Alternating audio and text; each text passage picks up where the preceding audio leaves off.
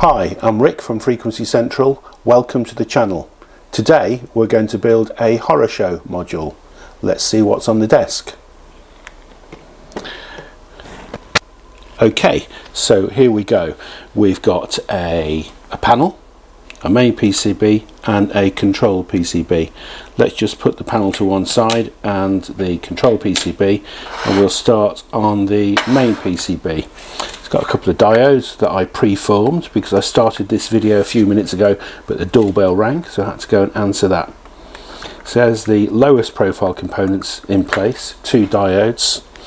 And let's start by populating with resistors. So there's a few 100k on here, but I'm not going to do them. I'm going to do the 1k. I think there's 4 1k at this end of this circuit board. 2,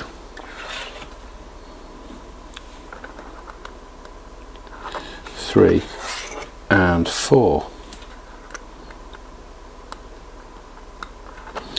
Next on to, oh, there's another 1k there and another 1k there.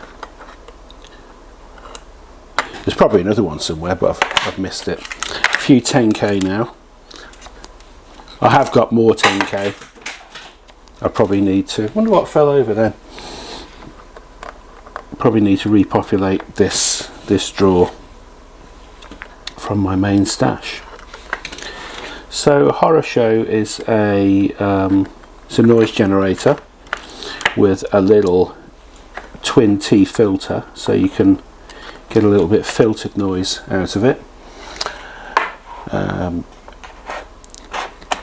It also has a digital ring modulator as opposed to an analog ring modulator. It's based around op amps, this ring modulator. And it also has a sub oscillator which is based on a CD 4024. Just realised I've missed a 10k, so I'll come back and do that. So it's a little 4 HP module. It's quite flexible. If you add it to a synth voice, you can add a load of extra capabilities to it, really thicken it up, which is what I designed it for in the first place. It's quite a simple build. It's quite a small main PCB, not much on it, consequently quite a fast build. Okay, so that's most of the resistors done. Just a 1M to do here.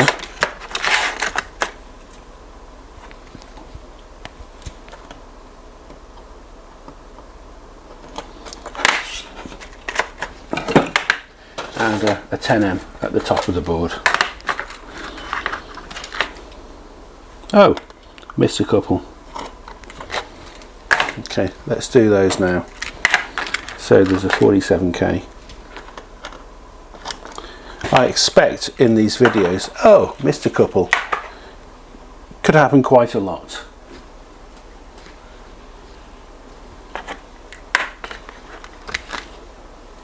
Because I always seem to do it.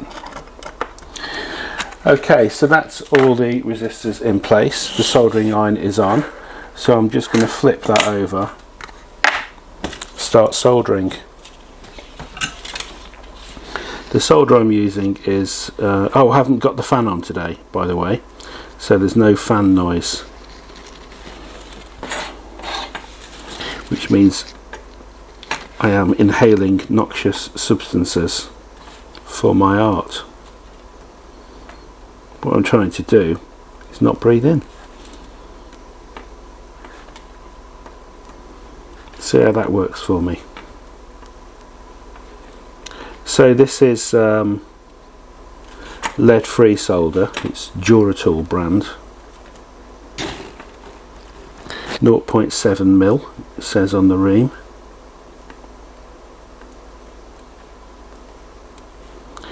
And I'll tell you the chemical composition in a moment. It's SN 99.3 Cu 0.7. whatever that means. Okay, so pressing the resistors close to the PCB to get a nice fit, and then snipping them with my Engineer side cutters. I think they're called Engineer SS01. So I've just done one leg of each resistor, and now I'm going to go back second pass and do the second leg now that they're all nice and flat to the PCB.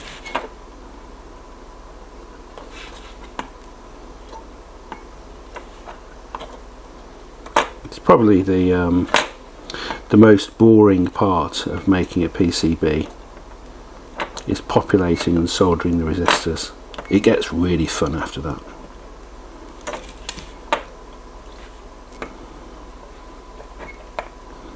A couple of people who watched my first video said I'm really fast. Well, I should be, really, shouldn't I? Okay, I'm using a different lavalier microphone today. I'm just experimenting with different audio options. I've also got a shotgun mic which I can mount on my camera, so I might try that on another build. Okay, so that's all the resistors in place on this PCB. Got a couple of 14 pin IC sockets to place. I guess if you were brave, you could solder the integrated circuits directly onto the PCB. I know some people do that. I prefer not to. If you blow an integrated circuit, it's much easier just to desocket it, put another one in place.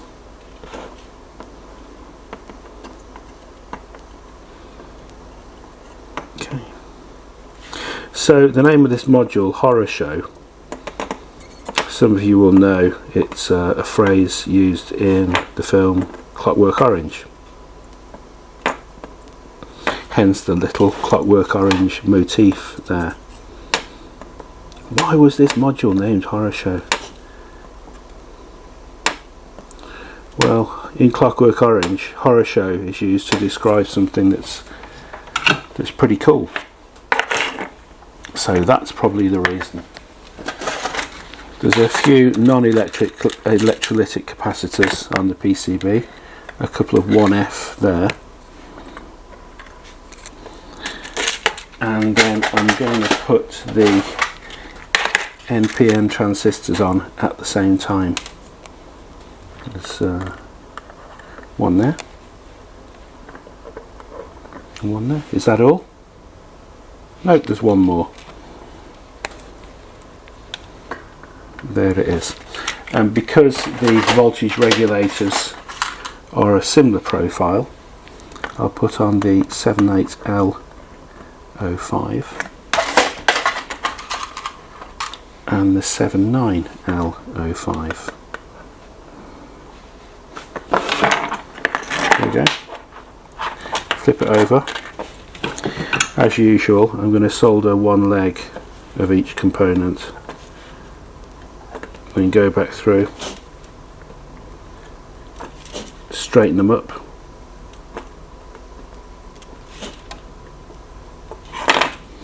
see how they look on the PCB before I solder the rest of the legs. Always seems to be these capacitors that want to just sit off a little bit. It's good practice to have them nice and neat to the PCB. Okay, I'll go through and solder the other legs now of the transistors, voltage regulators and non-electrolytic capacitors.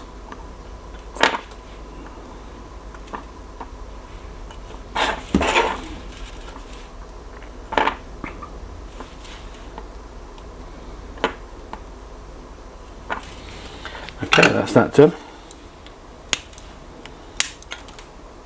Snip off the legs again.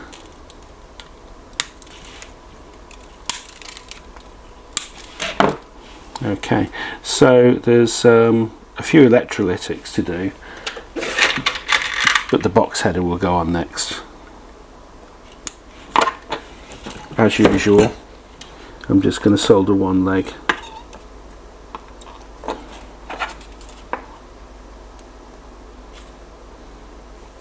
Position it nicely on the PCB.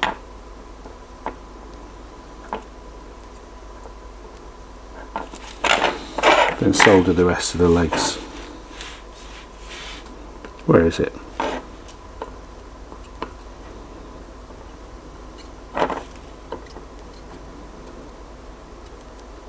Can you see those solder fumes? I'm just curious, as if the camera is catching them or not. So let's put the electrolytic capacitors on now. 47 UF here, a couple of those there for decoupling, and then there's a couple of 1 UF at the top here.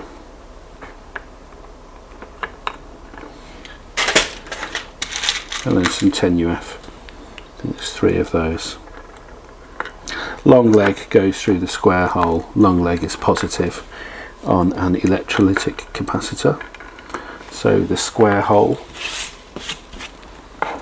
is also positive on an electrolytic capacitor.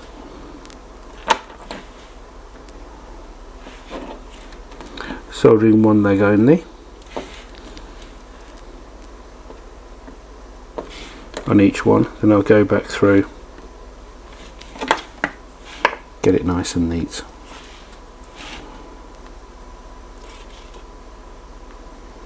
Press nicely to the PCB.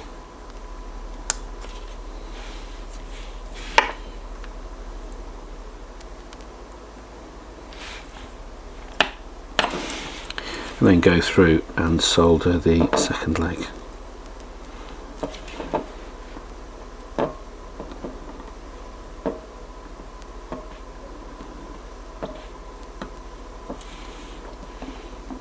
Of each one. There you go. Snip off the excess. So that's pretty much populated. There's a 90-degree header to go on. I think I'll do that now. Okay, cut it to size.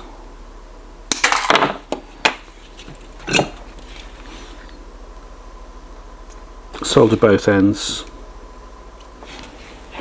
Make sure it's positioned nicely. And then go through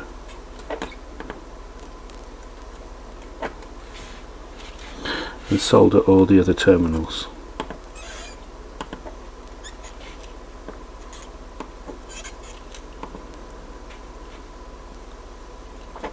So on a 4 HP module, it's kind of a design choice to use a 90-degree header. It means you can use a bigger PCB than if you were to have the main PCB parallel with the control PCB. Just gives you that much more space to play with. As I'm soldering, I realised that just under my finger I've actually missed a 10 nanofarad box capacitor.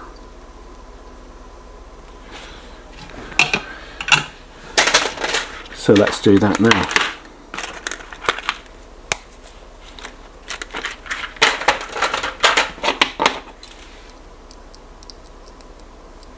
There it is. Let's bend the leg slightly so it doesn't fall out.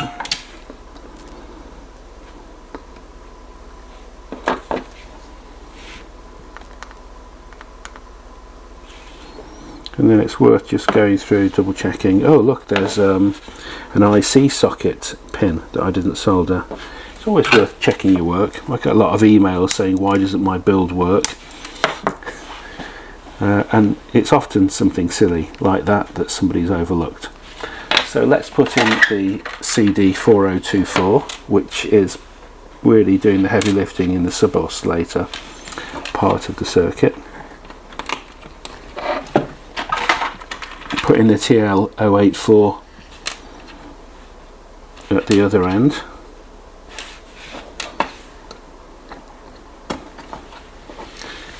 And there we have a finished main PCB.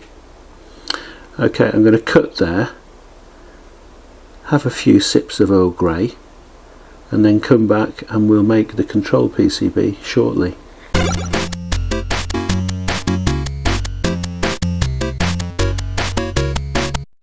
Hi, welcome back. Okay, suitably refreshed I am. Let's finish this module. So we've got a few resistors to place on this board first. Let's start with the lowest value, 240R. I'm just forming these resistors with my hands as usual.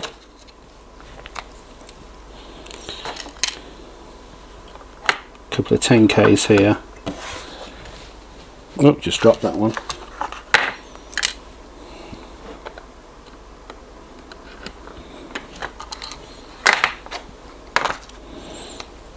Couple of 1K.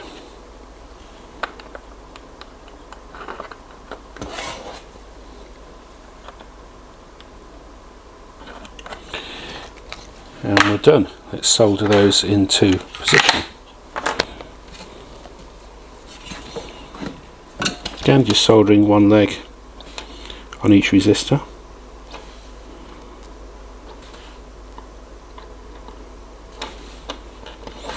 Making sure that they're nice and tight to the PCB, which they are.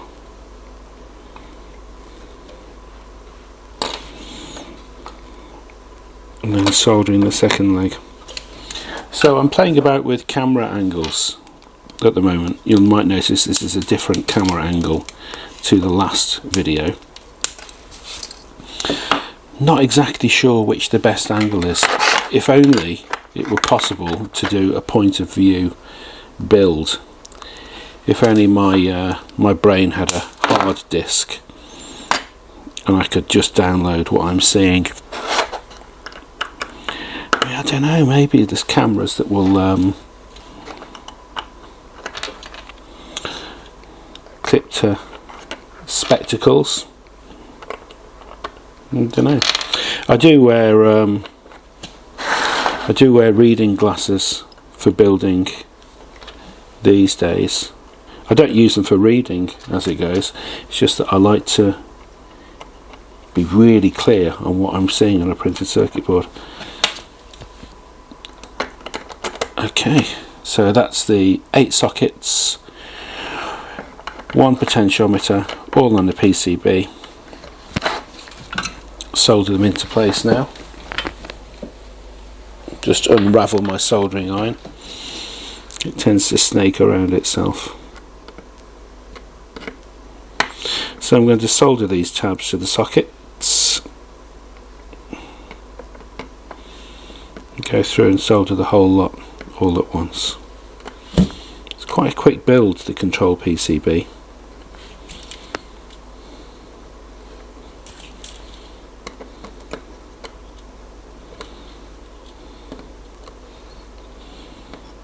Mostly sockets.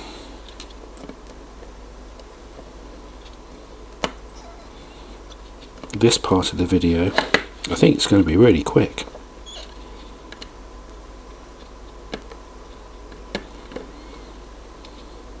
Because we're just about done now.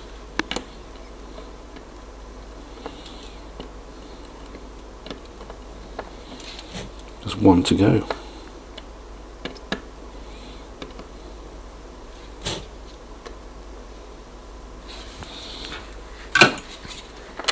Okay, so that's the pots and sockets soldered on. It's just a case of presenting the main PCB to the control PCB there. I'm just going to lean it up against that tray, solder one end, make sure it's perpendicular, 90 degrees, perfect. Solder the other end, and then just go all the way across. Strikes me that I'm probably better at building these when I'm not videoing them.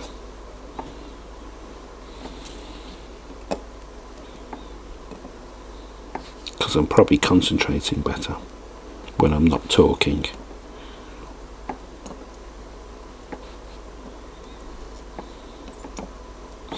but it's kind of fun coming up with inane chatter.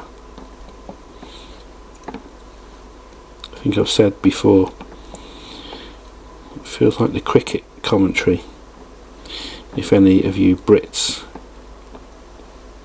listen to the cricket on Radio 4.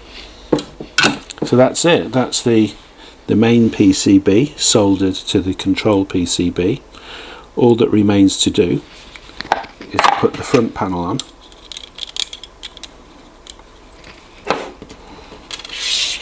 put the nut on for the potentiometer and its washer, of course,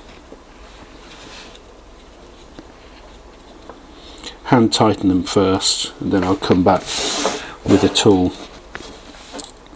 And then there's a nut for each of the 3.5mm sockets.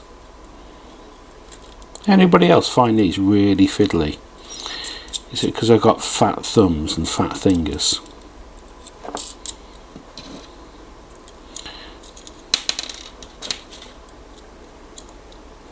I think this is probably one of the reasons why I prefer building mu format, which I will document some mu builds. Everything's just bigger. Of course the resistors are not bigger, but the panel hardware is bigger. Consequently less fiddly. So here's my exploding shed. Shout out to Manu. 3.5mm socket tightening tool. I swear by these, they're really good. I hope Exploding Sheds still do them, because I'm promoting them like hell. Okay, that's done. Let's tighten up the potentiometer, and there's the single knob. I'm going to use my little trick again of using a little bit of wire to space the knob off the panel. So just put the wire there, put the knob on, make sure it lines up.